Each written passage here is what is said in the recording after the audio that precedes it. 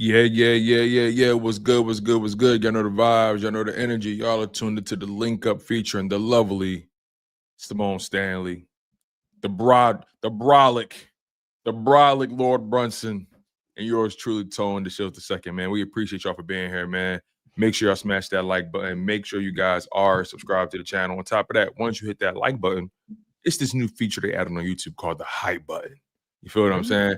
Yeah. It's something new algorithmic that they've added to the YouTube stratosphere that they're trying to help us content creators. I hope that's how I'm taking it. They're trying to create new ways to stimulate engagement. So make sure you guys smash that like button, and after you hit that like button, make sure you follow it up with the hype button. But let's get into it, man. How are we feeling, Simone? How are you feeling, LB? How are you feeling? I'm feeling good, man. Somebody about to die on Sunday. Listen, we here now. We exactly where we knew. All the frustration and all of it pointed us right here, looking at being 6-2, going into the bye. I feel amazing. You will see more and more Kelly Green on me as the week goes on. We are where we supposed to be, ladies and gentlemen. All the people being dramatic about, we gonna get into it. This is gonna be a good show. This is going to be a good show. I haven't felt this good all season. This is going to be a good show, y'all. I'm feeling great. Energized after that win last week, especially the way they came back, because we've seen before, when the offense goes stagnant, then that's game over. But seeing them being able to make those adjustments, come back alive, that just shows we here. I'm excited. It's Kelly Green week. We don't lose a Kelly Green. I got my ticket to the game yesterday. Got my fit pretty much together. Some few pieces still delivering out for delivery. You know what I'm saying? So I'm ready. I'm still debating if I'm gonna go or not. You ain't going. What you mean? 1 o'clock, John? That's my twist right there. 1 o'clock. In and out. What you waiting on? I don't know. I got a giveaway. For a ticket? Can I win? For a chain. A chain. Oh, you got another chain. Mm-hmm. If I come, let me get one without having to be in the contest. I can fix it. You can fix it up for me. All right. Cook the books for me. Cook some numbers. Yeah. Oh man, speaking of cooking some numbers, man, we gotta touch on what we saw in that Vikings game. Obviously, they got the Giants this week, and we're gonna talk about that a little bit later on in the show. But Jalen Hurts was cooking some numbers, man. I mean, this brother had probably the best regular season performance that we've ever seen by him, and that's no real exaggeration. I know some people like to rival it with his Super Bowl performances, but in my humble opinion, the stakes are higher in those games. So I just put those in two different categories. But Jalen Hurts against the Vikings, 19 for 23, completed 82.6% of his passes, 326 passing yards. If you adjust it, 316, it is what it is. Still over 300, averaged over 14 yards an attempt, 3 passing touchdowns. By the way, those 3 passing touchdowns, one was like a 24, 26-yarder. One was like a 34-yarder. One was a 79-yarder to Devontae Smith. I mean, a perfect passer rating, 158.3. And he did it all in the air. He didn't have no rushing yards. All of this was in the air. Bombs over Baghdad. I mean, when y'all think about that performance and you think about the way the season has kind of went for the Eagles offensively, does this give you guys more confidence going forward? Do you guys still have your reservations about certain aspects of the offense? Just tell me what this performance by Jalen Hurts did for you. This just, re-solidifies everything we already know as a panel. Like, a lot of people are, oh my gosh, what did Jalen Hurts did that? I mean, we know what our guy can do. So we were obviously happy, impressed, but obviously not surprised. Because, y'all seen some people in the fan base acting up, okay, during that 2-game losing streak. It's just the thing that I am most confident by after that game is just one, knowing that the offense can come back alive, because we've seen in a couple of games where we would take the lead, we'll have a great first half, but then in the second half it just completely stalls out. Now, we saw after that first drive, we had like what, 3 or 4 and outs. That would have typically in the past couple of games been a game we lost. Defense keeping us in it, but the offense just not being able to pull away. And then we would have saw Carson Wentz get a bomb to Jettas, put them up 8, and we would never be able to come back from it. But just to see Jalen and Smitty, because they said that Smitty was the one being vocal and getting involved in the play selection in that game. So to see them just stepping up and being like, we can't lose this game. We're not losing this game. We have way too much talent on the flow to lose this game. That's big. Like, I'm so happy seeing Smitty get those numbers, having the career day for him, almost 200 yards, his longest catch of his career, I believe. You love that for Smitty, like, because Smitty was a day one for us in this rebuild after the Wentz era. So you just love to see Smitty go off like that. And then also too, knowing that this offensive line is falling off the bone and is going to be probably falling off the bone for some weeks now, is good to know. It's good to see Jalen be able to be so methodical under all that pressure. You know, sometimes in the past there would have been some sacks taken there and they weren't. You know what I mean? He was patient. He was on time, athletic, everything. And the playmakers did what the playmakers were supposed to do. So I'm offensively I'm feeling good going forward. I'm kind of at loss for words. It seems like I'm glad that people continue to disrespect Jalen Hurts. That's where I'm at with it, man. Me too. Every time they disrespect Jalen Hurts, he does something new. Let's put this passer rating thing into context real quick. This is the only perfect passer rating of the season by the guy who gets dogged out the most for his throwing ability. You know what I mean? The only one of the season. I want to put it into first. I want to put it in. Let me share my screen real quick. Let me get a little more context into this passer rating thing. Can y'all see that? Yeah, I'm about to bring it up for you right now, big dog. Let's put this. Let's put a little more context in this. I did this earlier this week, but I think in case somebody missed it, Jalen Hurts has one perfect passer rating. Patrick Mahomes doesn't even have a perfect passer rating game. Baker Mayfield has a perfect passer rating game. Tom Brady only has 3 in his career. Lamar Jackson has 4 in his career. That's wildly impressive for another guy who they say can't throw the ball. There's only been 82 in the history of the NFL. 82 perfect passer ratings in the history of the NFL. The first one happened, and just so y'all know, this ain't no new stat. The first one happened in 1948. There's only been 82 of these type of passing performances in the NFL. You know, Josh Allen only has 1. Aaron Rodgers has 1. Dak Prescott has 1. And these are guys who are technicians from the pocket. Russell Wilson only has 1. These guys throw the ball way more than Carson Wentz. And to only do what Carson Wentz did one time should let you know just how magical it is. There's only been 4 of them in the playoffs. You know what I mean? There's only been 4 of them in the playoffs ever. So what Jalen Hurts did was put a lot of people on notice with his passing display this week. To have a perfect passer rating while everybody is screaming at the top of their lungs that you can't throw the ball is remarkable. And I'm willing to bet out of 82 of these games, I didn't do the research on it. I'm willing to bet less than 10 of them happened on the number 1 passing defense. You know what I mean? I'm willing to bet less than 10 of them happened. That's a great pull by you, because the Vikings defense has been, in particular in the passing game, like you said, they've been top 5, top 3, number 1 in a lot of those categories, right? As a matter of fact, prior to Jalen Hurts' demolition of them, they hadn't allowed a 200-yard passer the entire season. Exactly. And that's not an over-exaggeration. If you look at the adjusted pass yards, which accounts for loss of yards, right? That defense has not allowed a 200-yard passer consistently. And then they ran up against Jalen Hurts. Right. And he did what he did. He didn't just give him 200.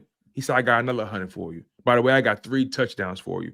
He made Isaiah Rodgers, a guy who posted the highest PFF rating of all time, and made him look like Darius Slay backup.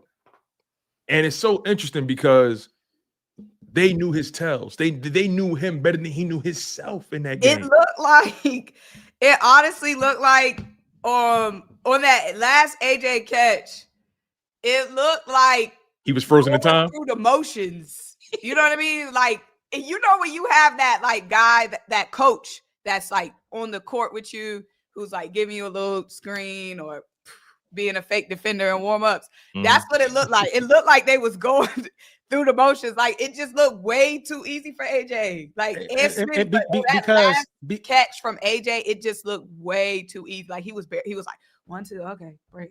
Because sluggo, man. That was a great job by Kevin Patullo. I know I give him a lot, but that was a great job to sell the slant because that's kind of the route that AJ is known for.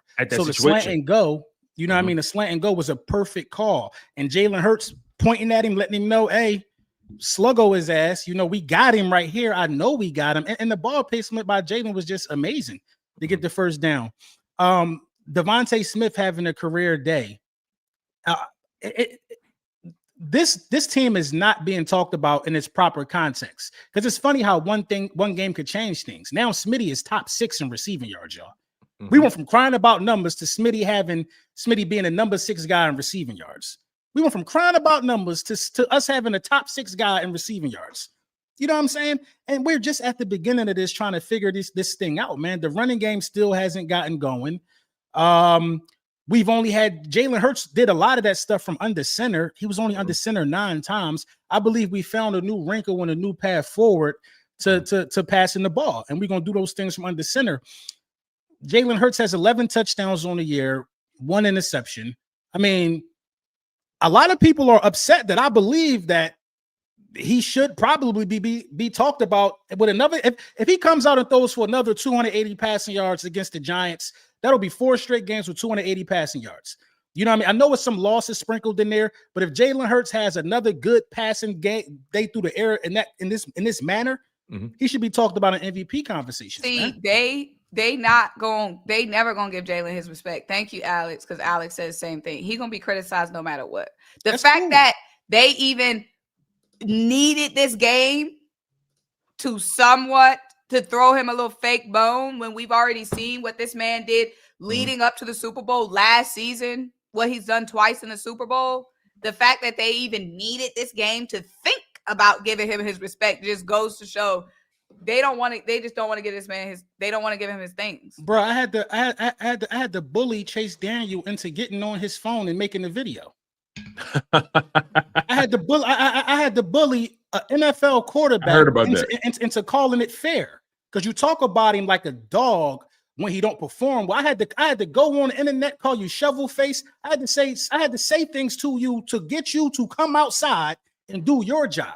You know what's so funny about it? I don't respect that, Tom. I don't respect that. No, you shouldn't. And here's the thing, right? Those same people who jump out the window for Justin Herbert, they disappeared this week. They didn't have no analysis on Justin Herbert's performance in that game. Neither Baker Mayfield. They had no analysis on Baker Mayfield. No, they had no analysis. You know what I'm saying? But again, this is par for the course. This is what's required. This is what comes with being one of the best teams in football. This is what comes with being Super Bowl MVP, Super Bowl champion. When they didn't believe you can get there in the first place, anyway, they're gonna always find ways to try to disarm you and take it from you. This is par for the course. That's why I've, as difficult as it is sometimes, I've taken my emotions out of it because I know like there's just certain guys that they never gonna really get they just due until it's all said and done. Yeah, Jalen is not going to get his just due until he's putting that gold jacket on, and that's the trajectory, whether you like it or not. And you know who gives Jalen his just due? Current players who did something, playing with Jalen Hurts, legends of the game. The only people that's not giving him his just due are talking heads who nobody even know what their stats was or what team they play for in the league. The only people that's not giving Jalen his just due are fan bases of other teams, which that's what they're supposed to do, be haters, and talking heads. Right. Well, don't even know what position they played when they played in the league. Fan bases of other teams and people that need a job. People that Jalen Hurts actually respects, the people that actually matter, they give Jalen Hurts his respect. We asking randos on TV to respect Jalen Hurts. Yeah, it's fans of other teams which are expected and other guys who need a job. Like nobody don't know Chase Daniel for his profession. Nobody don't know Chase Daniel for what he did. You know what I mean? And I'm disappointed in Drew Brees. I think Drew Brees' whole TV career is scripted. Listen, downplay the Philadelphia Eagles. Ever since, listen, it don't even seem genuine. Ever since Drew Brees retired, he became. You know how they say, like, when you guys in the locker room, you find out a lot about them after they retire, right? You think they down, you think they cool, you think they with the culture, and then they retire and you find out who they really are.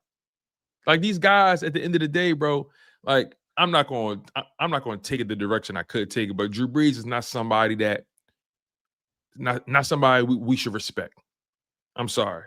He's not somebody we should respect. You know what I mean? And it is what it is. Like, so I don't look to Drew Brees to validate Jalen Hurts. Drew Brees is the same guy who, granted, Super Bowl champion, but I mean, beyond that, just a stat pattern. Yeah, it's a stat pattern. And yeah, I'm being disrespectful. Fuck him. I don't care. It's not even that he just it's not even that he just a stat pattern. Like Drew Brees never was looked at as the guy or like the top two guys. And that's why it always boggles my mind when I see guys who was doubted, guys who was told you too short, you can't do this, can't do that, and then they overcome. And they look at Jalen Hurts and they find every reason to criticize him. I'm like, you was in his position. They told you, Drew Brees, you was too short. They told you your throwing style wouldn't last in the league. They told you was too small. They told you that they could never get it done with you. The Chargers moved on from you for Phillip Rivers. And you made them eat their words with a Super Bowl ring with the Saints. I'm trying to understand how these guys who put so much into this game, especially when it comes to rebuilding their game and really developing themselves and taking their craft serious and putting winning at the forefront, it always boggles my mind when guys like Jalen Hurts should be a football player's football player. Does that make sense to y'all? It do, and you know the tipping point for me was when I had to call Nick Foles a hater this week. I had to call Nick Foles a hater this week. Yeah, that was weird. See, I be missing everything because I don't be online. So no, he posted something. See, I don't think Jalen Hurts is. I don't think he can be an elite passer from the pocket. You know what I mean? I think he can be, but right now he's not there. Then he come out there have a perfect passer rating, man. You know what I mean? Like, how can you say that you don't think this guy can be elite from the pocket? Did you not watch both of those Super Bowls? Did you not watch both of those Super Bowls? If you are surprised by this throwing performance, yeah, then you just never liked the guy because he's had games like this before. To sit here and say that this is the best game of his career, it's not. I don't think it is. He might didn't have a perfect passer rating in the Super Bowl, but if he didn't throw that one pick, he probably would have had a perfect passer rating in the Super Bowl. Yeah, right. Yeah, that's a good point. He has two triple-digit ratings in the Super Bowls, bro. He's the only quarterback in NFL history to have two triple-digit passer ratings in Super Bowls, man. He's the only quarterback to ever outplay Patrick Mahomes in the biggest game in the world. Like, come on, bro. Jalen Hurts is not living in nobody's shadow. Drew Brees lived in Peyton Manning. Drew Brees lived in Aaron Rodgers' shadow. Drew Brees lived in a lot of people's shadows. Jalen Hurts is not living in anybody's shadow, man. And that's what hurts these people. That's why they mad. That's what hurts these people, man. It's nobody in the way but bullshit that we got going on as an organization with these dumbass tweets. That's the only thing that's in our way from immortality at this point. You brought it up. Let's transition to that. But Simone, you got something to say before we make that transition? I'm just saying that's why they mad because they want to be Jalen. They want to be Jalen now, and when they was playing, they wanted to be Jalen. Jalen is an icon. It makes men nervous. Hold on. I got to find it. Hold on. I got to find it, y'all. This is how much they hate Jalen Hurts. They on the internet, y'all, on Twitter, in the Twitter streets, claiming that Dak Prescott had the first Jordan deal. I remember that. That was hilarious. Claiming that Dak Prescott had the first Jordan deal. That was hilarious. Just to try to spite Jalen Hurts. When it actually was Donovan McNabb who had the first Jordan deal. An Eagles quarterback. And also, it's one thing to get some T-shirts and be featured on a commercial. It's another thing to be the face of the brand. That's two. Right. It's a whole different situation when Jordan. It's a whole different situation. It's one thing to be vacationing with Michael Jordan, to be launching the first World of Flight in the United States in your city with you being the headliner, the face of. But you at the register on opening day.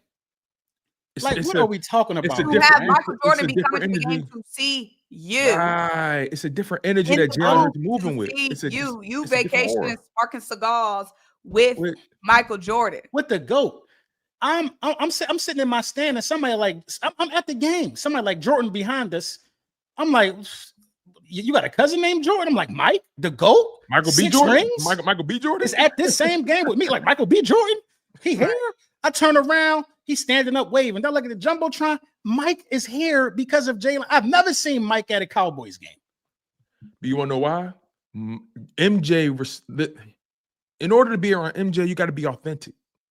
You got to be authentic. And in order to be around MJ, you got to be a champion. That part.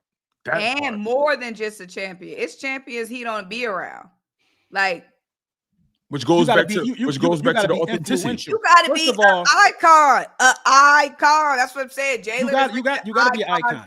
The guys that he just invited to Greece with him, they always in the picture. Jalen. They always in there. Dak Prescott wasn't in the picture. No shade to Dak. But it was tennis players there. I think Ndamukong Suh even got the invite. Very much shade to Dak. Very much shade. Yeah. Let's not pull our punches here. Very much shade. My man having a career year, he ain't get the invite to Greece. You know what I mean? Again, icons recognize icons. It's just that simple. And Jalen Hurts is somebody that you want leading your organization. He's somebody you want leading your corporation. He's somebody that you want leading you in the war zone. Jalen Hurts said something after that game, right? Since everybody want to get wrapped up on what they can and can't do in the Eagles, all that kind of stuff. Jalen Hurts said, listen, where we trying to get to, all this talk about when it comes to identity, that shit don't matter. The question is, did you win or did you lose? That's where we're trying to get to. Identity don't matter. Because we ain't gonna talk about identity. It don't matter. So again, the passive performance by Jalen Hurts is a sign of things to come. Obviously, the running game has to get going, and I think this Eagles team won't truly hit their pinnacle until Saquon starts getting back on track. But this goes back to your point, LB, that you said about Devontae Smith. All of a sudden, Devontae is top 6 in receiving yards, right? Mm-hmm. And on pace for a career year. All it takes is one game. That's it. All it takes is one game just to get back on track. That's all it takes is one game. I mean, just look at this is what culture is. This is what aura is. You know what I'm saying? Melo. Paulo Banchero. Yeah, I see Banchero back there. I see Ndamukong Suh. Is that Luka in the front? Luka Doncic. You know what I'm saying? I see Mike Bibby. Mike Bibby ain't playing 30 years and he there before that. Come on, man. But you see the one. Different energy. You see the one. And it's a lot going on. It's a lot going on. I'm telling you, when this season is done, when this regular season is done, I'm telling you they're going to be talking about Buddy in MVP conversations. Because this is the thing that I'm thinking of. Yeah, we might not reach our full potential in a lot of people's eyes until Saquon get going. But I think you can do it on the arm of Jalen Hurts, bro. I strongly believe that as long as Saquon Barkley is involved, he's not going to have 2,000 yards. Yeah, that's not even the question. Yeah, but if you keep running under center and they don't know if he's going to get the ball or it's going to be play action or not, Jalen Hurts can dismantle the league, man. Because they got to respect it. Because they got to respect it at the end of the day. You got to respect it. And then you're going to guess wrong and we're going to end up giving him the ball and he's going to take 150 yards. And that's the true Saquon effect, right? No matter the games he's had, you still got to respect what he can do to you. And no matter what, and that's fine. That's a big deal. And I'm with you on that. I think Jalen Hurts is without a doubt good enough to carry this team as far as they want to go. Mm-hmm. That's fine. And you know what, man? Before we transition into the AJ Brown thing, I think that guys are dealing with success differently. I think that that's an issue right now, a battle that we're fighting as a team. Guys are dealing with success differently. Like Saquon Barkley is like, okay, we won the Super Bowl. I want to win another Super Bowl. I want to do it again. Other guys are like, we won the Super Bowl. That's off my bucket list. Now I want my numbers. You know what I'm saying? I want my numbers and I want to win a Super Bowl. I already won the Super Bowl. Now it's about my personal accolades. And these are the things that these guys said before we even took a first snap against the Cowboys in week 1. Smitty was on record saying, like, now I'm trying to be an all-pro. I'm trying to be this. I'm trying to be that now.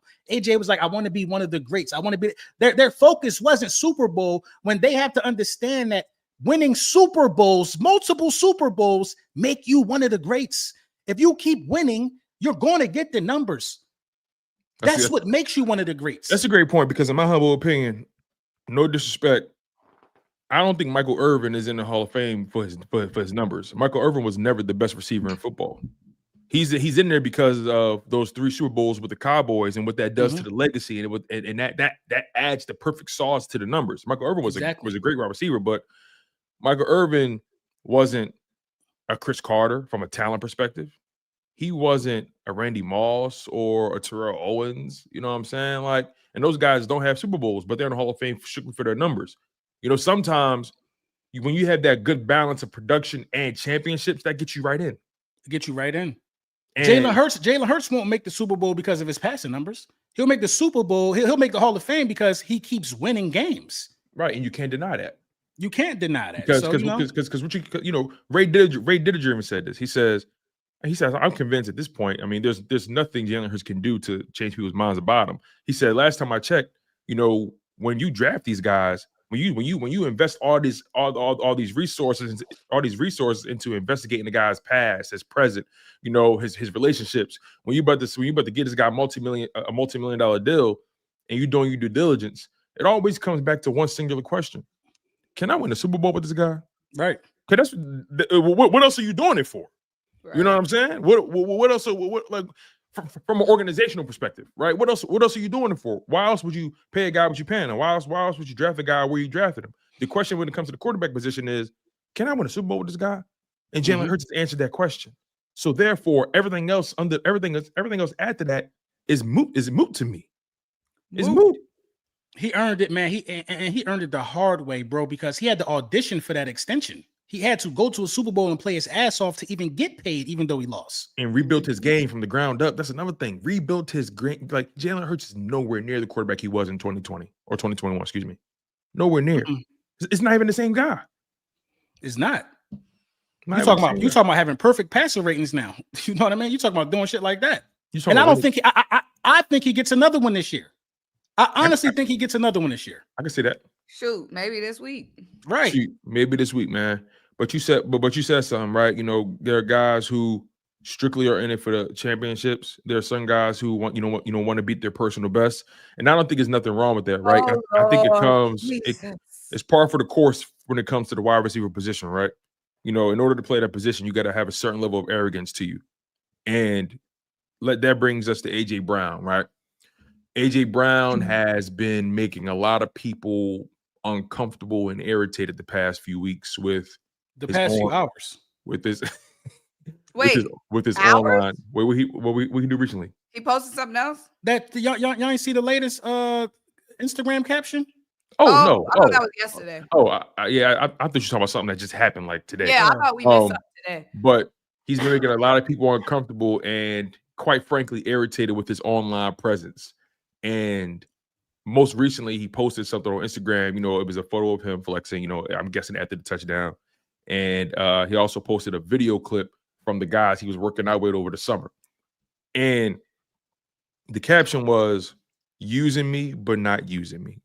Now, before I get into my perspective on this, I want to clear the floor. I want to let LB ISO this. I want him to completely get everything off his chest so me and Simone can bring him back down to earth. So go ahead, LB. I'm tired of it, man. I ain't gonna lie to you, man. I gotta keep it a beam, man. I'm tired of it because I feel like this, man. Everybody has a job to do, right? Everybody has a job. If you work for some secret spy agency, you can't go on the internet talking about intel. It's certain things you just can't do on the internet that'll bring a bad light to your agency. You can't do it. If you work at Chili's, you can't go in the kitchen and be like, this restaurant dirty as shit, it's roaches, it's rats, and expect to clock in and everything be cool. You can't do that. I think it's irresponsible to go on Twitter or go anywhere when you know they're going to take it out of context. He could be talking about anything, yo. It don't even got to be football related, but you have a responsibility to not be problematic when there's nothing going on wrong. You don't even have to say that on Twitter, bro. You could have just thought that in your mind because you know how they going to take it. So I didn't see no posts about your quarterback having a perfect passer rating. I didn't see no posts about your wide receiver, the guy to the left of you or the right of you, wherever he lined up, having a career day. I didn't see none of those things. What I saw and what I'm starting to see now, honestly, from the AJ Brown thing is I don't know if it's like a cry for help. I don't know if it's some type of other type of issue, but you know what I mean? Mental health, that shit is real. And I think that AJ probably just need to sit down and talk to somebody, because to do that after you have a 2-touchdown game and 120 yards, it just doesn't make sense unless it's like somebody on the phone getting on your nerves or somebody using you in real life but don't want to use you for advice, unless it's some weird double entendre and we all reading into it. I don't even think that is even an excuse to do something that you know the media is going to take out of context. I saw it on ESPN. They're going to ask the coaches about this week 9 times out of 10. Why do this to your offensive coordinator? Why do this to your coach? Why do this to the organization that made you one of the highest paid wide receivers? I don't understand it. There are things that he could tweet about that makes him happy. You know what I mean? It's positive stuff to talk about this week. It's positive stuff to talk about this week. I love AJ Brown, bro. I've had conversations with AJ Brown one-on-one. You know what I'm saying? But as a young OG, I think you just need to chill. Just talk to somebody if it's something that's on your mind, because it can't be football at this point. You just had the best game of the season. You're the best game of the season. You should be like, let's build on it. Let's keep it going. It just hurts the team, man. It hurts the team when you do stuff like this for no reason, man. It's no reason now. It's So unprovoked. let me, but just want to make sure you checked all your boxes, OB. You good? I try to be as chill about it as possible, because I'm actually pissed off about it, man. It's like we about to be 6-2 going into the bye. We just had our best passing performance of the year. Mm-hmm. What is really wrong with AJ Brown? Use the team resources. Use your resources. Game check gotta be stupid. Mm-hmm. Go sit down and talk to somebody, bro. I know the game check fat.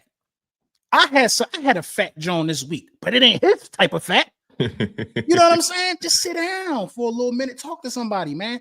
And it's I guarantee you got nothing to do with football. But the fact that he is being so irresponsible and letting the wildfire just keep coming every week because he keeps saying shit is just crazy to me, man. I'm glad you said what you said. You said you pretty much almost confident that it's probably not even about football, right? Hell no, it can't be. What can it be about? So here's my position, right? And Simone, I want to let you cook too. I'm gonna try to keep mine as concise as possible. I don't care. Like, I don't care. You know, like, my position is, honestly, I don't care about it, because AJ has been pretty consistent since he's been here, for one. Mm-hmm. And for two, I can't manufacture outrage that I genuinely don't have. I personally believe that we live in times where people try to convince us, these apps try to convince us that we need to care about more than we should. And honestly, I just don't care about the post. When I read it, I didn't feel any visceral reaction. If anything, I took it as a guy saying, this is what happens when you let a dog eat. This is what happens when you let me cook. Even after he scored his second touchdown, I think, it was a hot mic caught him in the end zone. And I think he was kind of saying, like, this is what happens when you throw me the effing ball. Da, da, da, da. You know, he's a extremely confident dude and puts in a lot of work to do what he does. And when the fruits of your labor finally all come full circle like that in that game in particular, you know, your emotions can take over in that particular moment. So I don't hold it against them for the end zone, you know, rant or whatever it may be. But as far as the post goes, I don't have any emotions about it. I don't care. AJ Brown is probably the best wide receiver the Eagles have ever had in a uniform from a consistency and health and overall success standpoint. I mean, sure, like we would like all our athletes to just keep everything sports, but they people just like me. And I'm willing to argue, I'm willing to bet that even his teammates don't even give a fuck. Like Cooper DeJean was on his podcast recently, and you know, he was talking about his relationship with AJ Brown. And he on defense. He like, yo, I love AJ Brown. Like he is just the nicest dude. He's super thoughtful, man. He care about everybody in that building, and everybody know it. Just wax some poetic about AJ Brown. So I feel like for the most part, when people sees AJ Brown's posts, I feel like most of the time people projecting. I really do. But that's just my position. Simone, I'm really curious to see or hear what's your thoughts on this? So I'm kind of in the same boat. As long as AJ Brown is doing his job on the field, that I don't, to an extent, I'm not worried about what he does on the phones and shit. Yeah. Now, if his game falls off on the field and he doing that, then I'm gonna have an issue. But as long as AJ Brown is putting up numbers, running them routes, blocking, being one of the top receivers in the league, being one of the top receivers of this team, then I can ignore and scroll past some Instagram posts. Okay. Is it confusing? Yes. Can it be annoying? Yes. Are there other routes he could go to send whatever message he's trying to send to whoever? Because who knows who these messages are directed to? Yes, there's other avenues. But yeah, as long as he producing on the field, that I can take some social media posts. Because what I do when I see them posts is keep scrolling. Yeah. You know what I'm saying? Honestly. And I'm sure at this point, what them teammates are doing is scrolling. Because they know AJ Brown far more than we know AJ Brown. And like you said, Tone, when we hear from the players, they're like, AJ cool, AJ our dog. It's just AJ. He just wants to win. Like, so far, we haven't heard any players. Now, I know there's BG, but the players aren't necessarily, it doesn't seem to be affecting the players, right? We already know Jalen's going to ignore whatever he's saying. Jalen basically explicitly said it. So AJ Brown going to come with 120 yards and an Instagram caption. Confusing caption at the end of the day. If that's the combo platter that it come with, then it is what it is. I feel like we all know people that use social media to express themselves for whatever reason. And again, it might not even be about football. That's the thing. We don't know what it's about, right? So all we can do is speculate. The lens that we know AJ Brown through is football. That's the only lens we know him through. So of course we're going to assume it's about football. And the post was with him in the uniform. It came soon after the game. So, you know, people are going to speculate that. But as long as they keep winning, we won a Super Bowl with a disgruntled AJ Brown.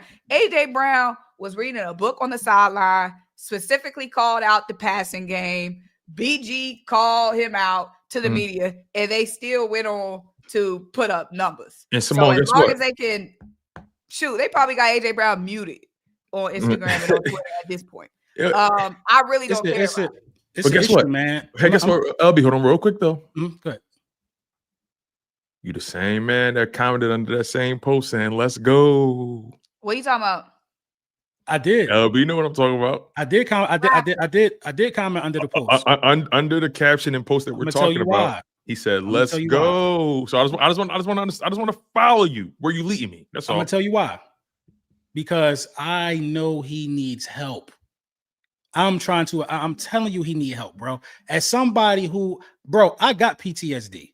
This guy often talks about mental health issues. He needs encouragement, bro. He needs encouragement. I think he gave too much to the city, too much excitement, all pro seasons, Super Bowl trips, all of this. He's a huge catalyst of that. I 100% believe he need help. I'm telling you, it's a cry for help. And it's like everybody can say all the nice shit they want about him from a teammate perspective, but are any of these teammates going to him and being like, dog, are you good? Are you okay? You know what I mean? He needs help, bro. I think so. I He think needs help, bro. I'm just being 100, man. I know, bro. I know. You know how many people call me on a day-to-day basis, bro, with issues, bro, and they just laying all of this shit on me, man, to the point to where we having hour-long conversations, and I'm like, yo, you good? Because you're not good. You know what I mean? Talking to me ain't gonna help you. You got to tell me what's really wrong. We talking about bullshit. What's up? You know what I mean? He needs help. I'm telling you, when somebody pull AJ Brown to the side and really ask him if he's okay as a man, not a football player, he probably start crying, bro. Because he's holding a lot of shit in, bro. He holding a lot of shit in. Like, he need help. And this is like on a more, to me, it's deeper than as long as you produce. You know what I mean? I think he need help as a person, like not even like as a football player. He need help, bro. He got a line out right now that say check on your teammates with the jackets and all of that shit out. You know what I mean? Like that shit is constantly on his mind. He needs help, bro. And it's just real talk, bro. He just needs somebody to talk to him who don't want nothing from him, who don't want to gain nothing from him, who not trying to get him on a podcast, who not he legit needs help. And these are like, I've talked to him several times since he's been an Eagle. You know what I mean? I think he feel comfortable talking to people like me because I ain't never asked him for nothing. You know what I mean? It just be general conversation. He is a person that likes that. It probably be too many people. I'm telling you, bro, I know when a motherfucker need help when they don't. I knew the post was some bullshit. I didn't like it. The fan of me ain't like it. I still don't like it. I stand on everything that I say. But me saying let's go is trying to encourage somebody that I think that actually really needs help. So, you know what I mean? With AJ Brown, I mean, he's been very vocal, like you said. He's been on several podcasts talking about the importance of mental health, everything he's been through personally, football aside, like everything he's been through personally. So, I mean, obviously we know he's somebody who's been very vocal about,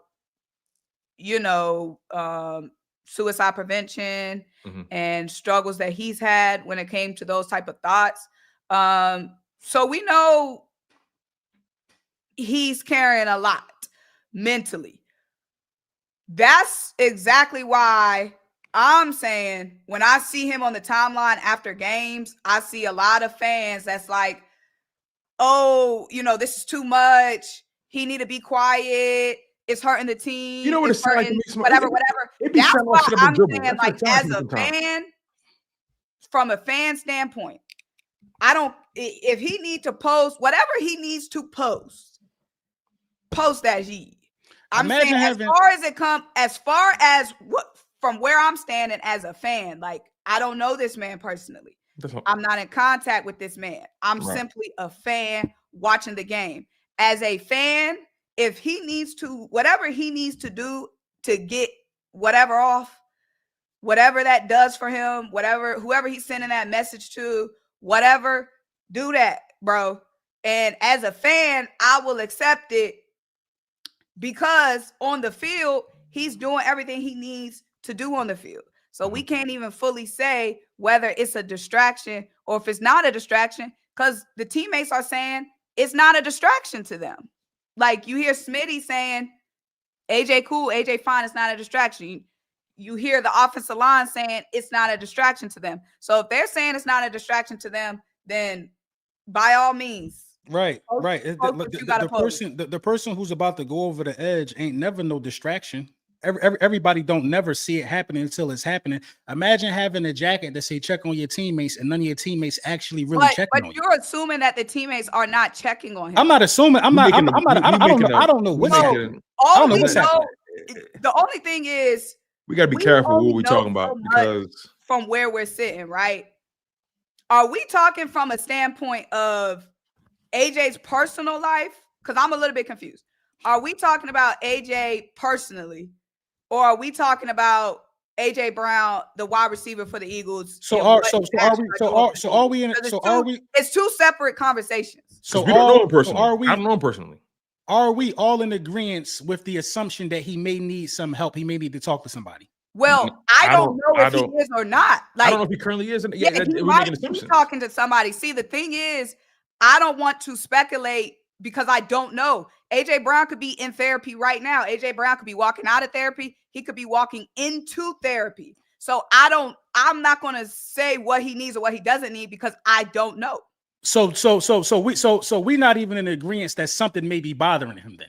I'm saying I don't know. I'm saying I post stuff all the time where you won't know what the heck I got going on in my personal life. That's true. If you look on my social media, I could say I'm bored. Meanwhile, I'm laid up with my man having a good ass time. I'm saying when you look at social media, people share and you don't know what people have going on personally based off what they posted on social media. Yeah. Is all I'm saying. What I post, nobody knows what the outside of this wall. I could be in Timbuktu. Nobody knows what the I see the man every Sunday, man. So I ain't seen saying is I'm not going to speculate. All I know about AJ Brown is what he decides to share. All I know is he said, use me or not using me.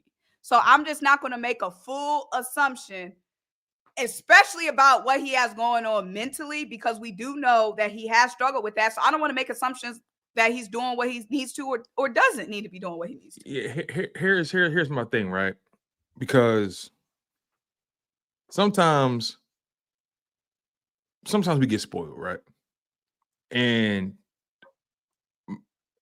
I'll look at it from the perspective of we've watched a lot of football. We've seen a lot of guys come and go in this league. We've seen a lot of guys deal with a lot of issues off the field. We've seen guys get caught up with domestics. We've seen guys get caught up with sexual assaults. We've seen guys get DUIs. We've seen guys walk out on their teammates, throw their helmet and pads and leave and run off the field damn near half naked. I'm talking about the way you said naked. Oh yeah, my bad. Antonio Brown. Yeah, Antonio Brown. Like we've seen so many. We've seen wide receivers have a bad coke habit. Like we've seen so much and heard so many horror stories that come from these locker rooms, that come from some of these players, regardless of position. I'm sorry. I'm not gonna let AJ Brown dropping the Instagram caption or two that makes somebody uncomfortable make me upset. Like sometimes we gotta zoom out and really put this thing in perspective, right? Like we want to talk about AJ Brown. We want to talk about AJ Brown being a distraction, and we want to talk about guys who are putting themselves before the team or being liabilities, right? You had this last season, you had Deebo Samuel sock the kicker. Socked him. Like, Tyreek Hill constantly getting caught up with domestics with his lady. I don't care about none of them. No, but hear me out though. It's just people always think the grass is greener until you get on that side of that bitch and you realize it ain't. Like, if AJ Brown gotta post a tweet or two to get that shit off, hey, the reality is I don't know that man. I don't know what he's going through. I don't know him personally. All I know is what he's given us. And he's given us significantly more positivity and things to be excited about than to be upset about. And people need to realize we're in the middle of a war right now. The Eagles are 5-2, about to be 6-2. We're in the middle of a season right now. I can't waste my bandwidth on trying to form think pieces over a post. I can't. I don't have it in me. It's not just one post for me. If it was just post, that would be different, man. I see the man smile is gone. Even when he had a good game and he still looked angry on the sideline. You know what I mean? I'm telling you from my experience and from my walk of life, from all the shit that I've experienced in life, that he is showing signs of somebody that is depressed. And I think that, he could benefit from some help. He probably already getting the help. You know what I mean? He could benefit. That's what I see. Right. That's what I see with my eyes. It's not an assumption. This is what I see with my eyes. Now, what if I told you in But response my to that, thing right? is, Real quick, Simone, let me just say this real So quick. to me, no, let me finish though. To me, it don't matter how good he performing. I think it's more important if somebody's showing signs of depression to address that. I don't care. He can have an all-time great season. You know what I mean? But if you're depressed, that don't fix depression. And I think that it's something wrong. Like we're not gonna be afraid to assume because we don't know him personally. I think it's clearly something's bothering him. It might not be that big. It might not be big. My point is, we can't assume that he's not getting the help he needs. I'm saying is, because you said earlier he needs to go to therapy. I'm saying we don't know if he is or not. We can't assume he isn't. If he needs help, we can't assume that he's not taking the steps that he needs to take. And maybe his therapist told him use social media as an outlet. Like, we don't know what posting on if he is depressed, we don't know what social media does for him. Like, that could be doing something positive for him. He could be using social media as an outlet. That's my whole thing is just saying, just not assuming that he isn't doing what he needs to do mentally to get himself right. And also we're saying his teammates need to do, what if they are? What if Devontae Smith is calling him after every game and talking to him after every game? What if Saquon is doing what they need to do as teammates to support him emotionally? All I'm saying is we don't know. We can't assume that his teammates aren't helping him, and we can't assume that he's not helping himself. No, so I'm not. So I want to be clear. I'm not assuming if he's in therapy. I'm not assuming. I'm just throwing out scenarios. I see the heavy advocacy for mental health with the clothing line and stuff like that. I'm just saying, imagine, you know what I mean? You doing all of this stuff. You are saying check on your teammates. You know what I mean? I just would hope, and I'm pretty sure somebody else. I would hope that somebody is checking on him, because everything he says at this point is being beaten and dragged through the media for weeks. Everything he's saying is being dragged through, and that could be tiring on a person. We all know that's the WWE.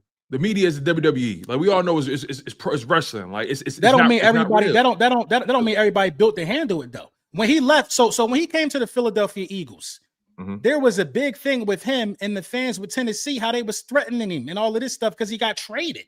He didn't want to be there, I guess, apparently to them. There's, you better not come to Tennessee. And, he was upset with that. So, WIP was saying things about him. He called up to the radio station. Yeah, so I remember that. This stuff kind of does affect him. It ain't so Jalen. Jalen would never respond to stuff like that. People are different. I think to your point about that, right, is I think, okay, one of my biggest weaknesses or things I'm trying to work on myself is that when I'm misunderstood, I take that shit personal. When I feel like I'm being intentionally misrepresented, I take it personal. And I feel like it's an attack on me. And I get into my, I get in the fight or flight mode. And again, I don't know AJ Brown, but he strikes me as a kind of guy. If I'm making an assumption, I want to make that very clear. If I'm making an assumption, he seems like the kind of guy that definitely doesn't like being misrepresented. And what I see a lot of people doing right now, not you, LB, not you, but in reading the tweets from people and reading the comment sections and all that kind of stuff, I see a lot of people misrepresenting him. And the reality is, to be voted a captain 2 years in a row means that A, you're representing the organization well, but also you've been there for people in such a way that they trust you to lead them. And I'm not going to project and put what I assume or what I think on this brother. And I think above all else, and we can start to close this thing out. People make a lot of assumptions about him and Jalen Hurts' relationship. And I think if anything bothers me is that. Because the reality is, y'all motherfuckers don't know nothing. Right. You don't know nothing. You don't know. You don't know at all. That would bother me if everybody on the internet was saying that I couldn't stand one of y'all. That would bother me. Like, seriously. Because you don't know me. So you don't know our relationship. You don't know our dynamic. That would literally hurt. That would literally bother me. Because it's like, what would make you think that, and we've had debates on this show. Like, we would never talk to each other and let it go a certain way. But it would bother me for anybody to think that I have a problem with any content creators that I work with all the time. Like people think, perfect example. People think me and Lou don't like each other. No, you and Luke actually like. Then people think me and Lou. We just were talking the other day. People think yesterday actually. People think me and Lou don't like each other. Why would I not like somebody that I'm in business with? I think the same thing when you and Rome as well. People think you and Rome don't like each other. Like Rome, me and Rome talk about grilling, all type of stuff. Rome one of the coolest dudes. You know what I'm saying? Period. You know what I mean? So I've been around my daughters too much talking about period. But yeah, Rome one of the coolest guys, man. Yeah, that's why. Cause I had somebody comment on my video after the which loss was it? I can't remember which loss. One of the two losses, and they was basically saying I don't be hard enough on the players. And they was getting mad at me, talking about I'm not hard enough on the players, yada yada yada. But that's why I try to talk about players in a certain manner, because they are human. You know what I'm saying? Like, you don't hear me calling nobody trash, nobody buzz, attacking nobody, like, because they are people. And that's why I'm saying, like, yeah, it can just be real delicate. That's why even with the whole AJ Brown situation, I'm not saying what he, like, it's one thing when we talking, but I'm not on social media saying, oh, AJ Brown need to shut up. AJ Brown, boom, boom, boom, boom, boom, boom, boom. Like, I'm very delicate with the way that I talk about players, discuss players on any team, honestly, because you just never know what somebody got going on off the field. And at the end of the day, they're human beings. You know what I mean? So, like, even when the season started, even when that first post came out, was it after the Bucks game? You know what I mean? I just said, I'm not doing this speculation on what's going on. Because, I mean, at the end of the day, you don't know what people have going on. We all have jobs, right? Everything we post is not about our job. Our job is just a sidebar to our lives. You know what I mean? So, and you can, and you know, the only reason why I'm even getting this much in depth on personal scenarios is because, like, I care about homie. You know what I mean? I want homie to be all right. Yeah. Like, outside of football, on the field, whatever. Like, yeah, I don't know him. I ain't related to him. But you know what I mean? Homie brought something. He helped bring something to this city. He's forever a legend in this city. I just want homie to be all right mentally. I agree with that. I mean? So, you know, that's the only reason why I'm talking about, you know, any of this shit. Yeah. Because like you said, y'all talked about, I'm not even like a caring person like that, bro. I ain't gonna lie to y'all. I care about y'all. I just ain't, I don't be giving a fuck about a lot of people, bro. Yeah, AJ Brown, Antonio Brown, I don't care about them.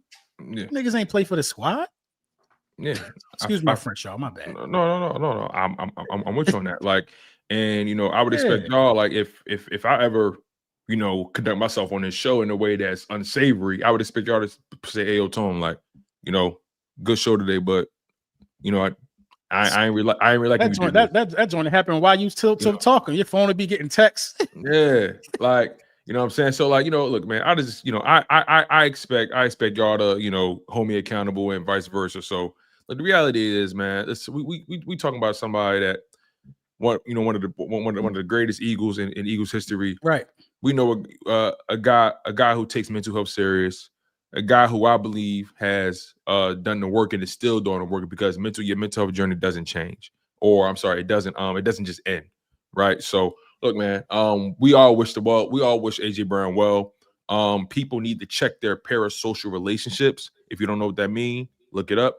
But a lot of people are really wrap themselves up into these pseudo relationships that they have with these players, and the internet has created this veil to make people believe that they're closer to these guys than they really are.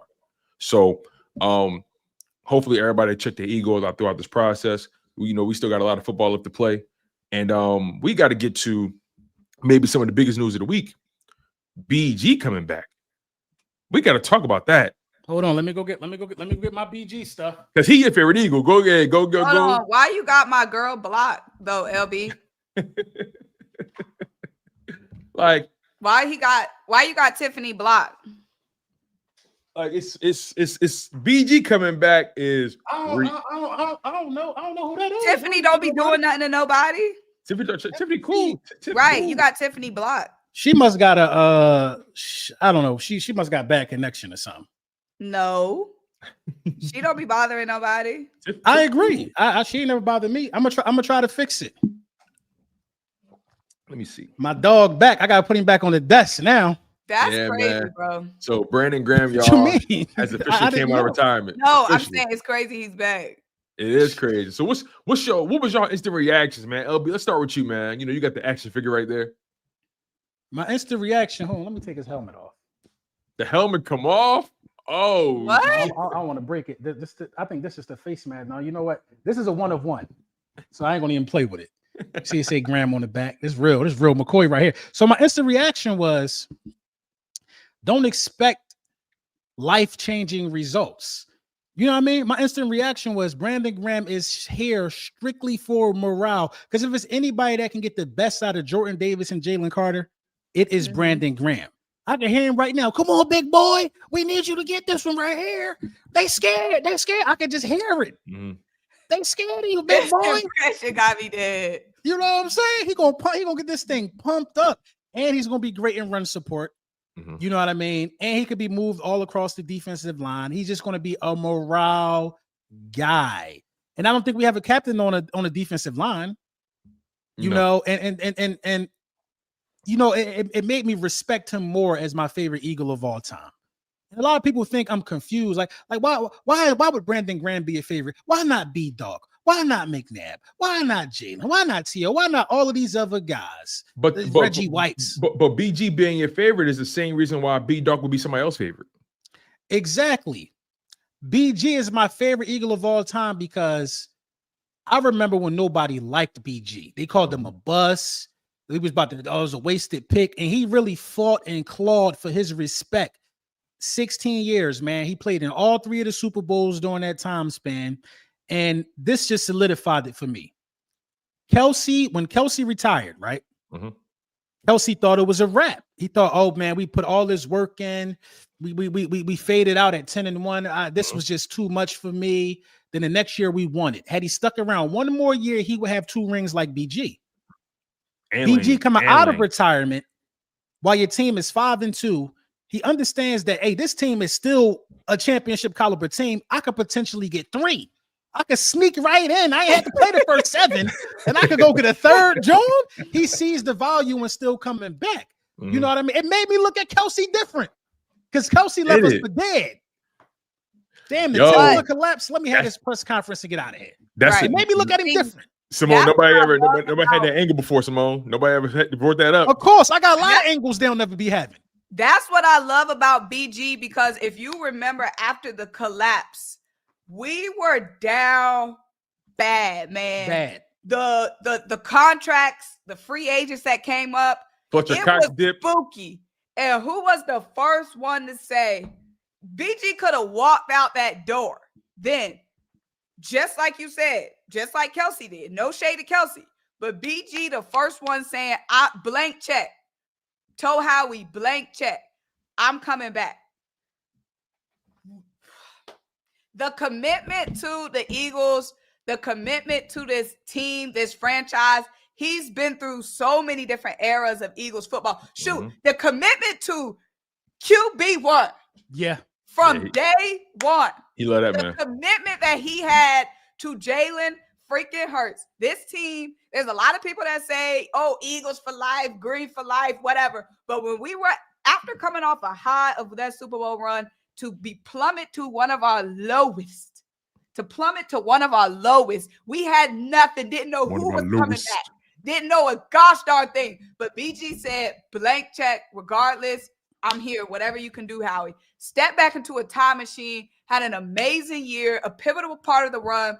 I'm excited, like you said, LB, for what he brings to the locker room, what he's going to bring to the huddle, to energizing Nolan Smith, his buddy. So Nolan going to be coming back, and BG going to be there, especially with us losing Zadarius, a super vet, and Ogbo, 2 of the oldest heads on the defensive line. We got real young, real fast. That's a good point. Younger. So BG bringing that leadership, whatever he can bring on the field. He said he's been working out at NovaCare, shoot, since he retired. I'm excited. It just refuels this team, especially coming off a win like that. It adds more fuel to this team. So that's huge, man. I love it. And then fans ask Kelsey, "Hey Kelsey, you busy?" He talking about something very. I just be looking at him a little different as of late.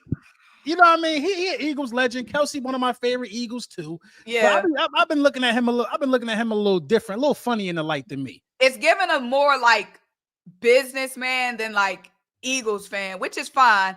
He's just not giving like that. You know what I mean? Because he's got to appear to so many different audiences now that he has the podcast. Right. And on ESPN Monday Night Countdown. Yep.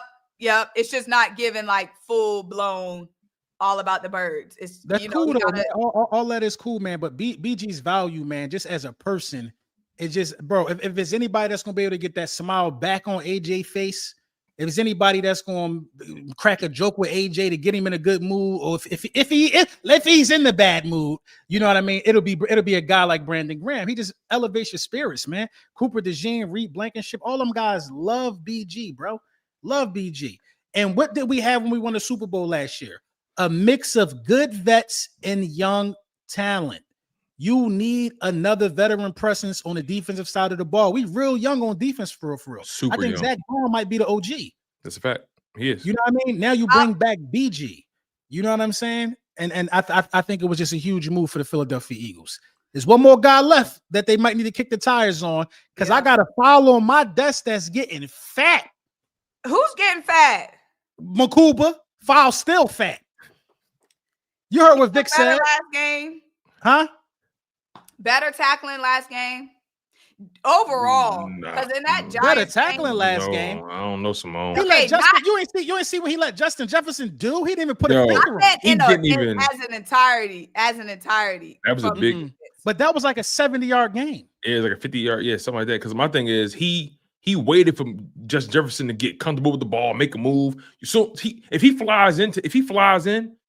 But Justin Jefferson doesn't even get a yard. He stopped. He stopped pursuing. He started backpedaling. Now look at N'Kobe Dean. Look at N'Kobe Dean's tackle for loss. As soon as that ball in the air, he down there. I love having him back. That's N'Kobe Dean, whose file was on your desk for years. And it should have been. And it should have been. Year one for Coob. It's year one, and you said Justin Jefferson, the best wide receiver in football. It's year two for Coop, and he broke up a Justin Jefferson touchdown pass. That's pretty cool. Year two for Coop. Now that's cool. I expect to say we talking about tackling those. We talking about running. We talking about a collision. This football.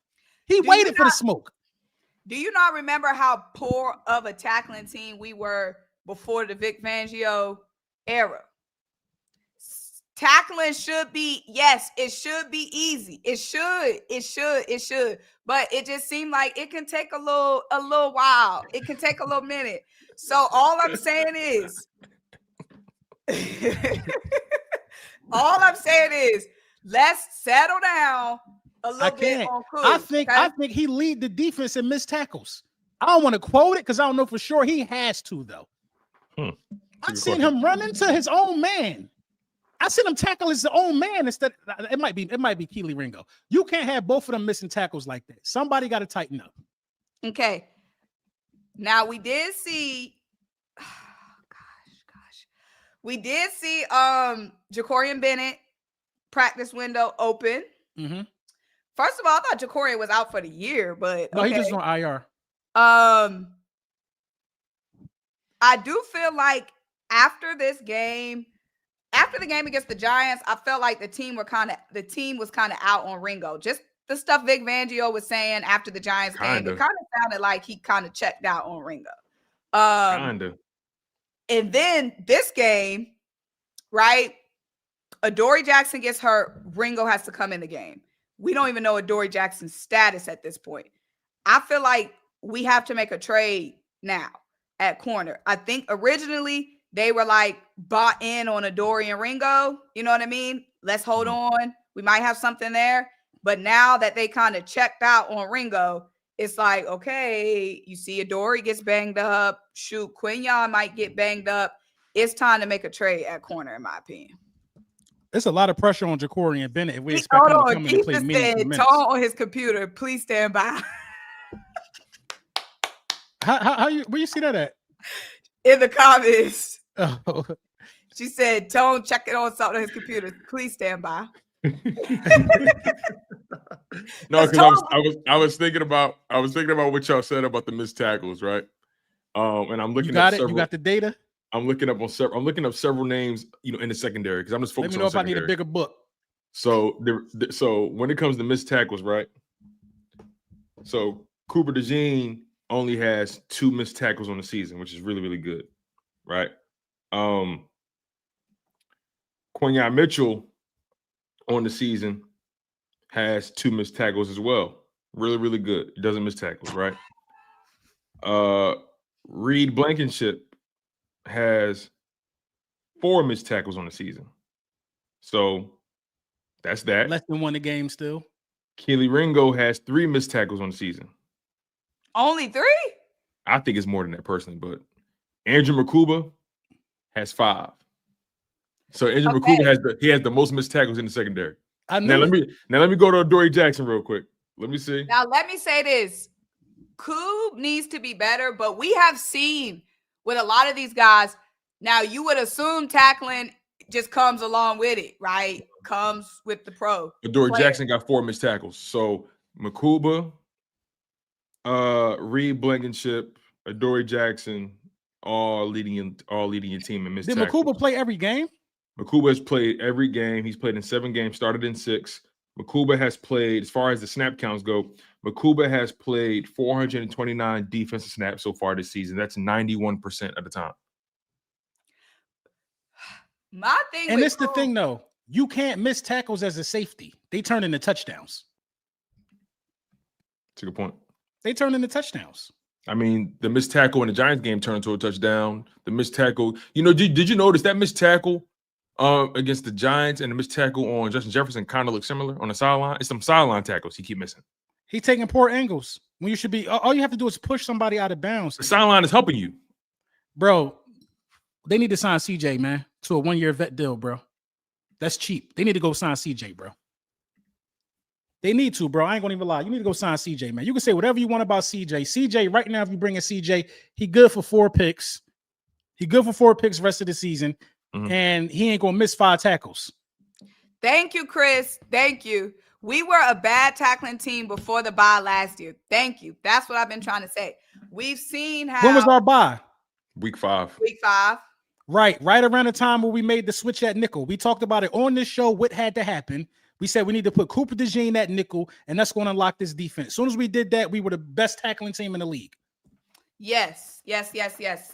We also discussed on this show that Jahad Campbell was going to have his hand in the dirt. Let's start talking about this shit we be right about on the link up.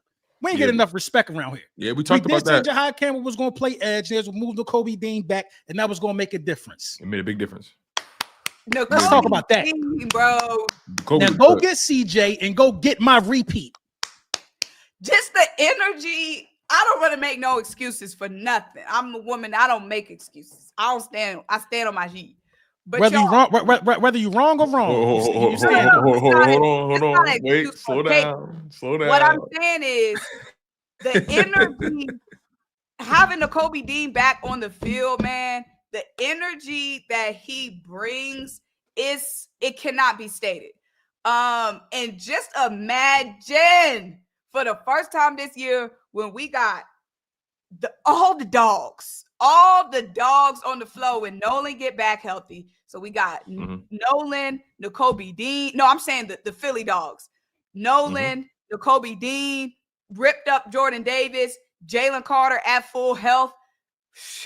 We have not seen that this year. We have not seen the Philly dogs on the field at the same time. And just having Nakobe Dean back on that field, man, the presence felt, baby. Oh, my goodness, boy. And the question was, what we going to do? What we going to do when Nakobe Dean gets back? How are we going to handle that? Yada, yada, yada.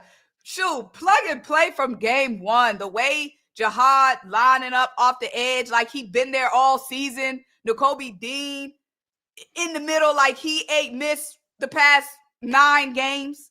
That It's crazy. first BG sack going to hit like Gonna a hit like sample from Kensington. That joint gonna hit like crack in the 80s. That first BG sack going to hit like some bud from in front of the Chinese store from the 90s. Yo, I Someone saw said, some people. you forgot the other Yo, dog, Keely. Yo, I saw somebody try to. I've been seeing some people saying, "Oh no, BG, you know this is desperation by the Eagles. You know, the BG your legacy. What are you doing?" I'm like, "What the fuck you get back his legacy for? Like ain't shit changing. The Super Bowls don't go back. He don't lose the Super Bowls if he come back.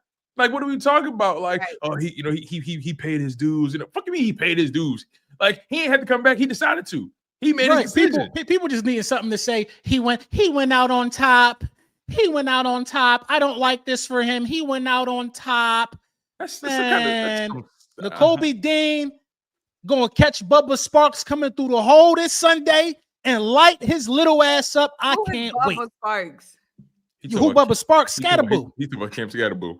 He gonna light his ass up. Bubba Sparks? Because he ran over my dog the last time we seen him.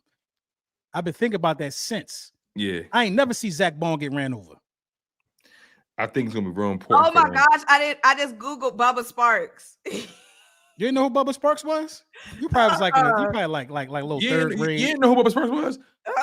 College Paul, Bubba Sparks. Booty, rocking everywhere. Yeah, that's Bubba Sparks. Yeah. I know, booty, rocking everywhere. Booty, rocking that's his song. That's like his biggest song. He probably still eating off of that. I found you, Miss New Booty. That's saying booty. Yeah, Bubba Sparks. Yeah. He was signed to Rough Rider back in the day, I think. I hear that song differently now. Get the fuck out of there. I hear it differently. Yo, listen, he had it at that time. I found you. Know these people know who Bubba Sparks is. Get it together. Well, do what Simone did. Do it. Who else? What else he sing? He got a joint with Timbaland. Is that his only hit? Like booty, rocking. That's like a major hit. Classic. That's a classic. That's a banger right there. It's gonna come on at any party you at. Miss New Booty was Find your lady. Because it's gonna be crazy. I thought that was a black Who was on that song with him? Was it Paul Wall? I don't know. Let me double check. I thought no, yeah, he did have a joint called Ugly. I think that was his first joint, Ugly. What he know about some Miss New Booty? So yeah, it was Bubba Sparks, Yin Yang Twins, Mr. College Park. Yeah. What you mean? This was in the Buffy the Body era. This when everybody tried to make booty popular around this time. He was right on time. Yeah. I'm just shocked that this is this man. Bubba Sparks.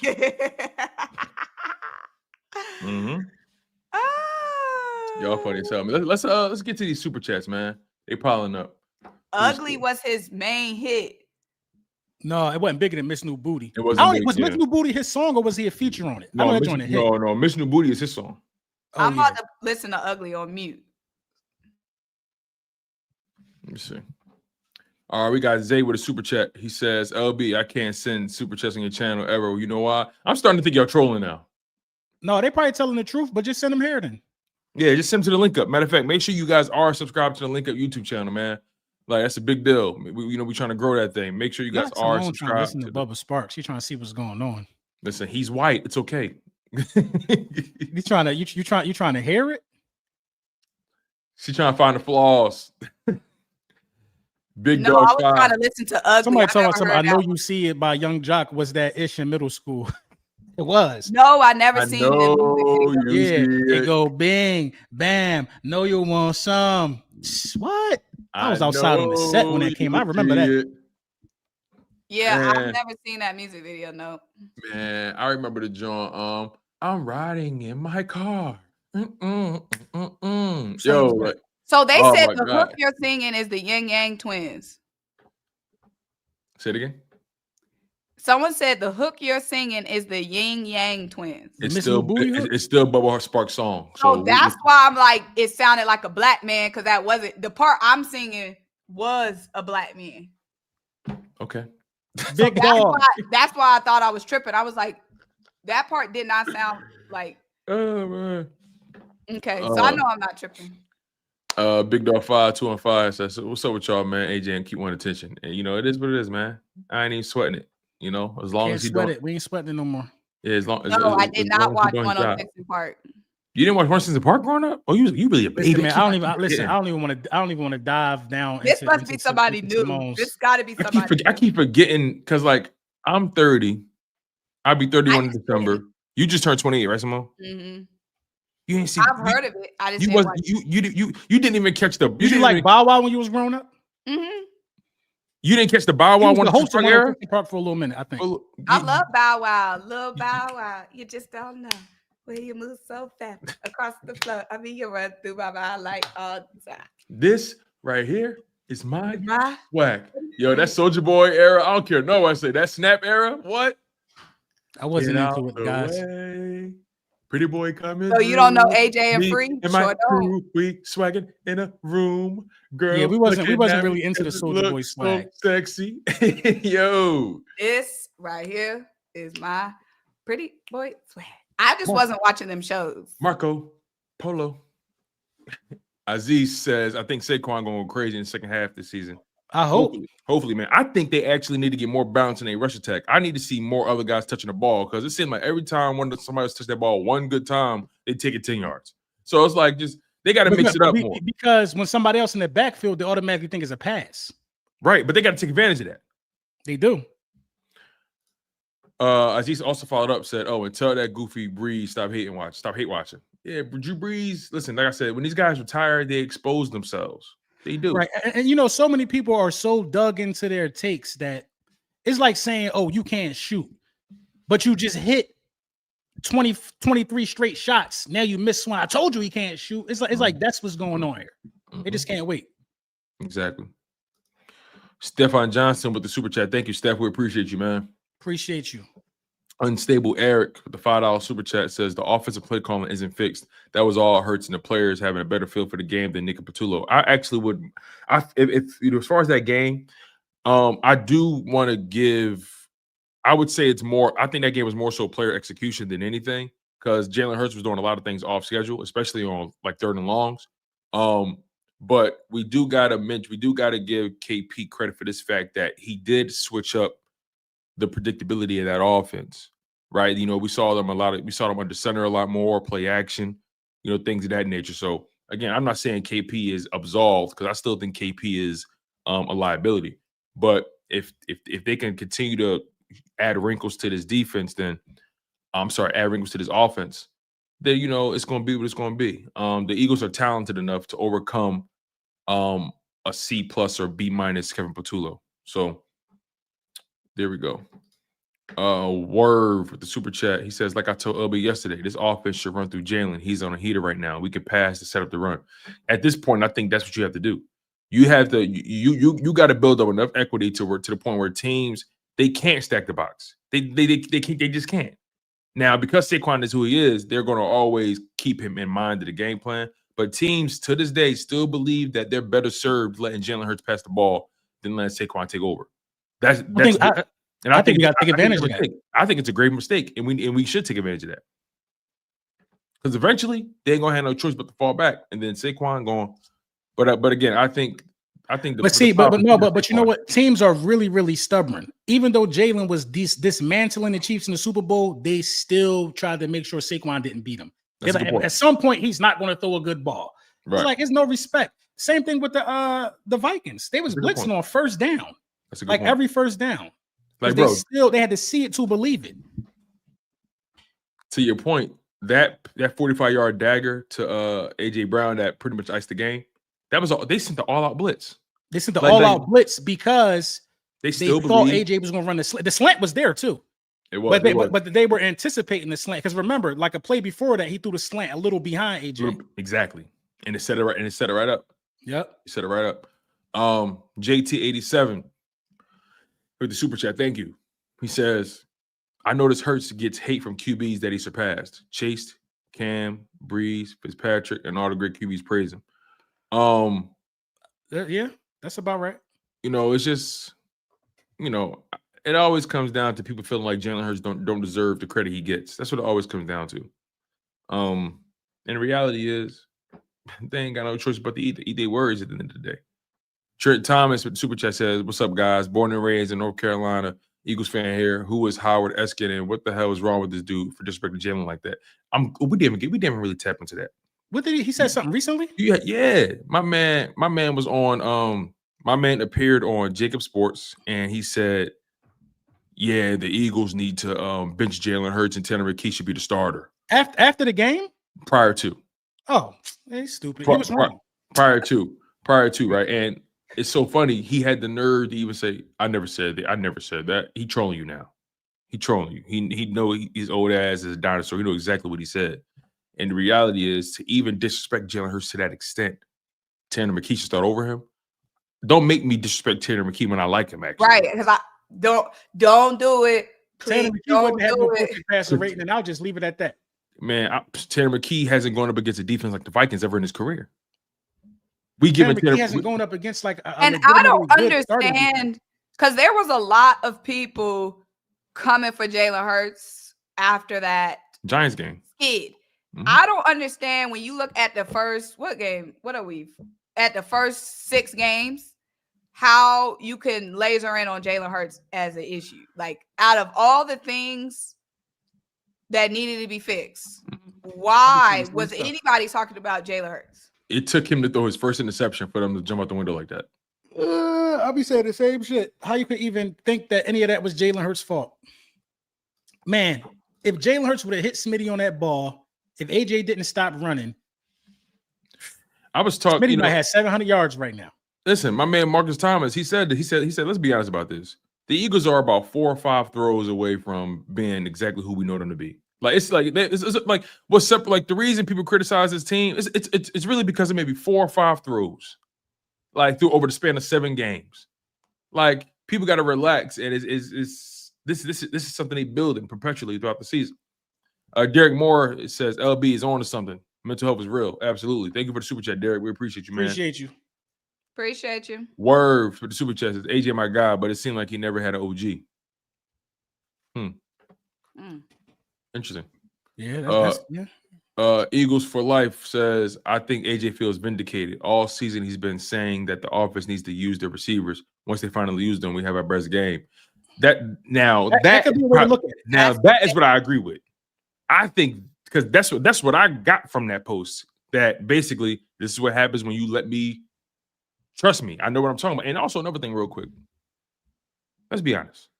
Has AJ Brown ever technically been wrong about what he said?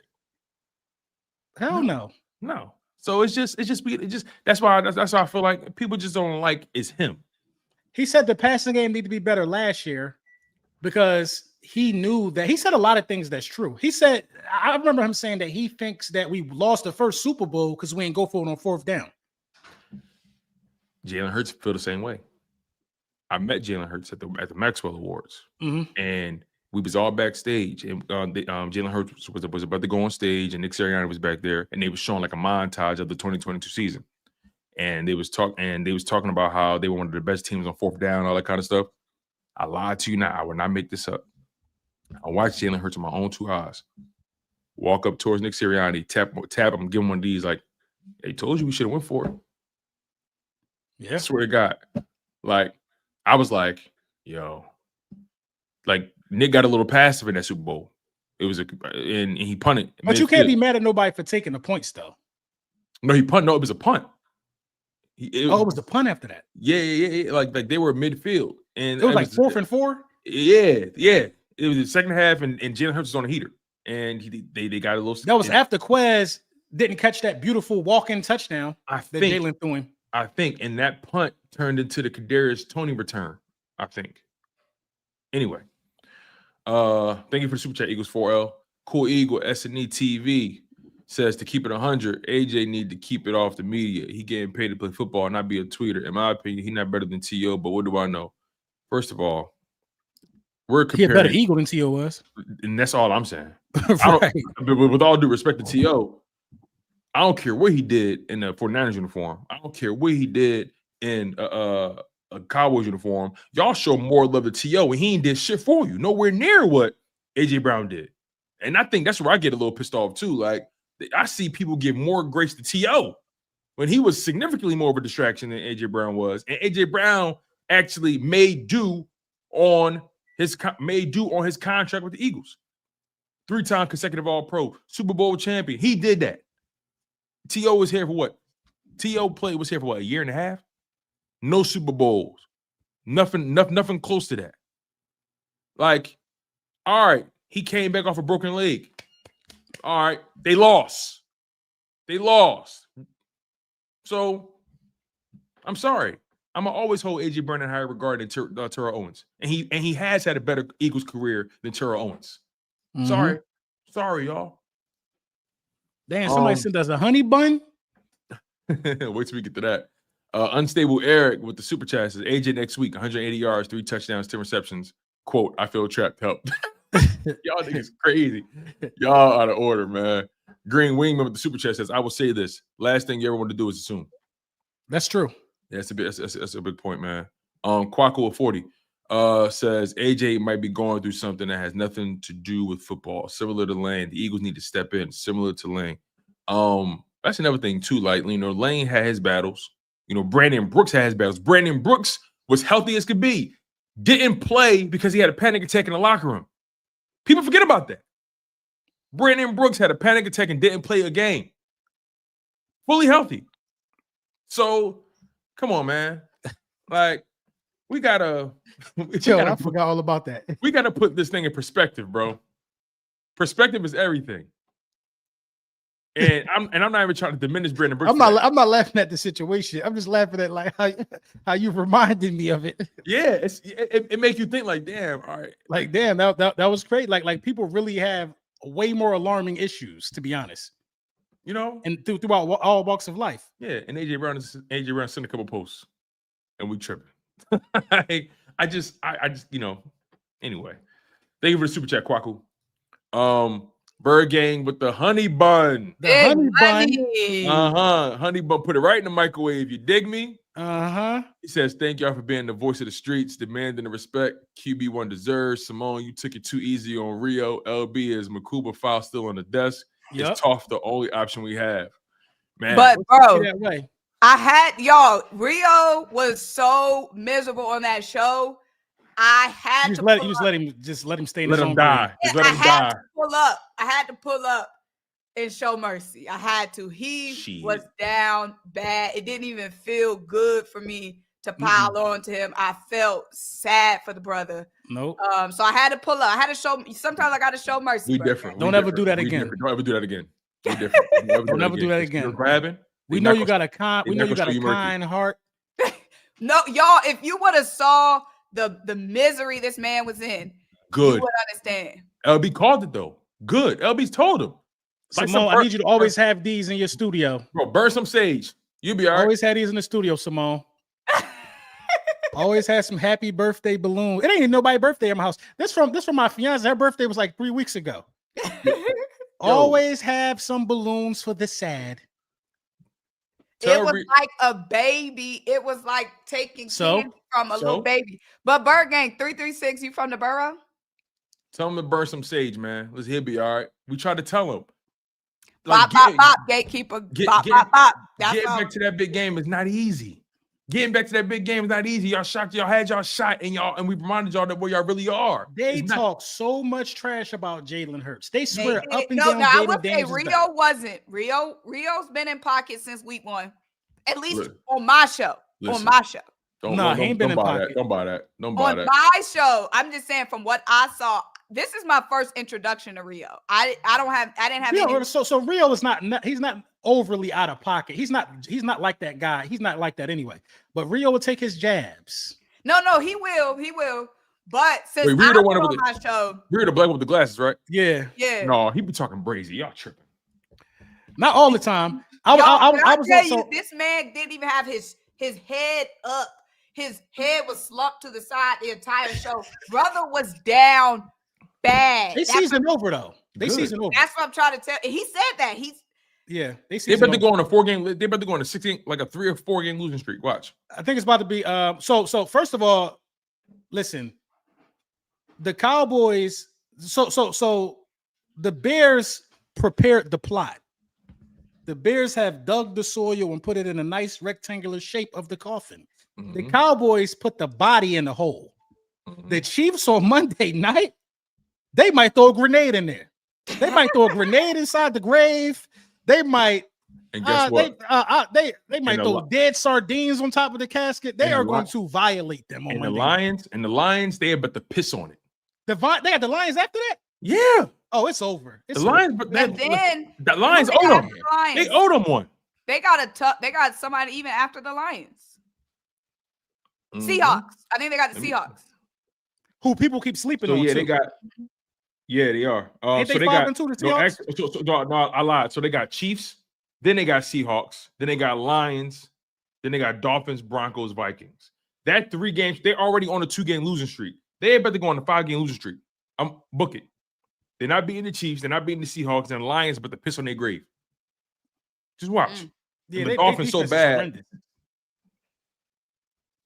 Word with the super chat. Thank you, Word. We appreciate you, man, for digging in the bank. He says, if I'm known for sending messages to my employer through the media, everything I say will get picked apart. Now I have to be smart enough to not even give them ammo to where now my supervisor has to even answer questions about it. I get the logic. I totally get the logic. True. I understand all your logic, by the way. Don't get me wrong. I just feel differently. But LaWallace Pratt with the super chat, thank you. He says Smith and Bennett coming back, so let's go. Yeah, Nolan won't be back until after the bye. Jacorian should be back. But Nolan is eligible though. He eligible this week. Oh shoot, I didn't know that. He eligible. He went on IR the same time Jacorian. They went on IR together. That's why I was asking why his practice wasn't open. And plus, he had a tweet. He had a caption that said 1 more week. Okay, that makes a lot more sense. Yeah, he went on IR after the Rams game. Right. So they might actually announce his practice window being open after the next practice. We need him back. Oh my God, we need him back. Yeah, and he's gonna have fresh legs. So, and he the type of guy that's gonna be chomping at the bit, ready to go. Thank you, Wallace. All right, we got Ryan Ellis with the super chat. He says, been a fan since Bubby Brister was our QB. You OG, Ryan. OG. Triple quadruple OG. Thank you for the super chat, Ryan. JT87 says Mitchell and Makuba missed tackles on Jettis. Makuba laid a hat on that goal line. Stop this hate. He did lay a hat on that goal line. Stop. Look, but this is the problem, right? And Vic Fangio said it. He said Makuba he has highs, he has lows, he has to be consistent. And what we're describing when it comes to Makuba is inconsistency, not incapability. It's a difference. We're talking about inconsistency, not incapability. Because right now, Makuba leads the team in interceptions. Hey, where we at? We got get through these. Yeah. Let's see. Green Wingman with the super chat said Bubba Sparks' deliverance was one of mine. Buddy, rocking everywhere. Zachary Gray says, "Sup, y'all, diehard Eagles fans from Tennessee. Let's go, yo! Shout out to Zach, man. Appreciate you." Ryan Ellis back again says, "You're OG if you use T9 text messages, flip phone, Nokia." Damn. Who calling my shit? Who calling my shit? Unique Crawl says, "Simone, you on the NFC East roundtable was funny. You had the biggest smile." Appreciate you, Unique Cross. Appreciate y'all. Appreciate all the Eagles fans that had my back on that show. We be going to war. For sure. Yeah, Harris France. I like it. Yeah, he cool. Harris France PA says KP needs to think about zone blocking schemes. Man, y'all need to start saying Jeff Stoutland name more. Joe Eagles 56 says AJ tweets don't bother me. Super content by you three. Thank you, man. Appreciate you, bro. Appreciate you, Joe. Camar Macbeth with the super chat. Thank you, my guy. Appreciate you. Appreciate that. Cool Eagle says Tone. That's a very unfair criticism of T.O. Donovan McNabb blew that game and didn't fight for his man to stay on the team, so he could have a better career here than AJ. T.O. handled his business. Man, T.O. was in the driveway doing sit-ups. What are you talking about? Like, listen, man. We can't talk about what ifs, who didn't do what. Bottom line is T.O. wanted out, or ultimately, Donovan McNabb didn't want T.O. here after a while. Listen, first of all, me talking about T.O. doesn't absolve Donovan McNabb of the bullshit he did. The reality is we're comparing careers as an Eagle. T.O.'s career as an Eagle doesn't compare to A.J. Brown's career as an Eagle. Point blank, period. Period. I don't care about the variables. The results was the results. Anyway. Results may vary. Green Wingman said, Tone, great point on Brandon. Lane Johnson speaks of his mental health issues as well. Thank you, man. Unstable Eric says team's going to disregard Jalen all the way to his first MVP and the Super Bowl repeat. Yep, let him keep sleeping on the kid. And lastly, 20-foot Bird says, what's your opinion of all-time great Eagles between BG, Lane Johnson, Reggie White, and Chuck Bednarik? I'm going with the one who won the bowl. I'm going with the guys that got 2 Super Bowls. I gotta go with my era, BG. Yeah. Especially after coming back like this. Yeah, I'm going with the guys that got 2 Super Bowl rings. The guy that came back to chase a third? Right. Exactly. Legendary. And Lane, always been loyal to the soil. Yep. So I'm going with those guys, man. Mm-hmm. All right, y'all. We appreciate y'all. It's been a hell of a show. Make sure you guys smash that like button. Also, make sure you guys hit that hype button. That hype button is really important. Hit that hype button. For sure. Take me through that. You feel me? So make sure you guys are subscribed to the channel, man. Appreciate y'all. You guys. Buddy, rock it everywhere. I'm about to play that shit. Dead ass. You guys have been fantastic, man. More content to come. You guys know how we give it up here. She's Simone Stanley. He's Laura Brunson. I'm your guy, Tone Dishes II. You guys have been tuned into the Link Up, and we out of here, y'all. And as always, flag was fly.